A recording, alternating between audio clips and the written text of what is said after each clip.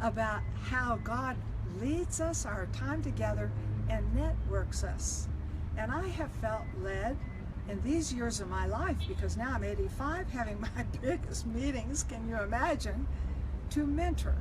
You know, I don't want to be like Elisha, that they threw a dead man in on his body and the dead man was raised. He didn't pass his mantle on. So I want to pass my mantle on.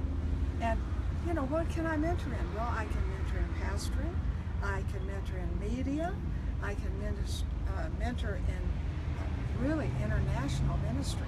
I certainly couldn't in music. But there are women and men that I'm mentoring in one of these three areas or all three. So I want to introduce you to Colleen Ross, who's with me for mentoring today. And what an amazing opportunity. You know, I know that this is a cry right now as a pastor's wife. I hear this. I need someone to mentor me. And one of the things that I had to learn was, you know, I believe God is resurrecting this in the hearts of women. But before it comes full blown, we have to approach it a little differently. And so what I had to do, because I really didn't have a mentor, it wasn't a thing. And what I had to do was to glean from others. You can allow yourself to be mentored by people who firmly believe and live the word. And so that's how my mentoring began. I sought out the mentoring from women and men and allowed them to speak into my life from books, from tapes, from, back in the day when they had tapes, remember that? And so anyway, as I began to pastor, the Lord started dealing with me about this. And he said, it is all about influence, and the greatest influence you can have, because as a mother who had a daughter and I chose not to work so that I could raise my daughter, he said, you understand the fruit of mentoring your daughter, and you have to duplicate this in others. And so mentoring is supposed to be organic. Mentoring shouldn't be so contrived, and I think we've done different models and we can look at different models. But I can tell you that mentoring begins best when it's like-hearted women gathered together who want the same things. And then God is so good at hooking us up as husband and wife, he can hook us up on who we need to mentor. And so I've learned that this is the best way to bring mentoring into my church.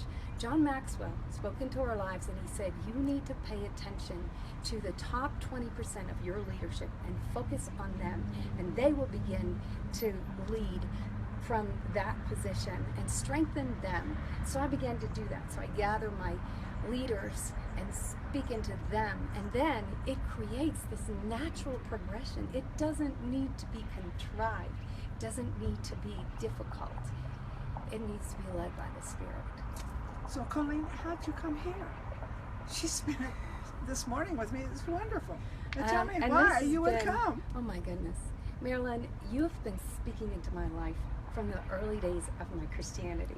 Marilyn opened up the Word to me, and I was fearful of the Old Testament, and she brought it to life for me. And so she has been mentoring. She's been one of my mentors.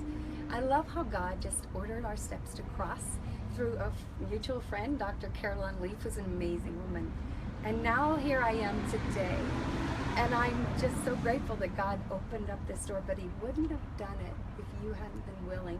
And as a busy woman with so much influence and such a scope and pace of life, the fact that you took the time, Marilyn, speaks so much to me, and it sets an example to me that I need to do the same. And that's what the Lord said to me. Pass it on. So if you want to catch my mantle, hey, I want to pass it on. That's amazing.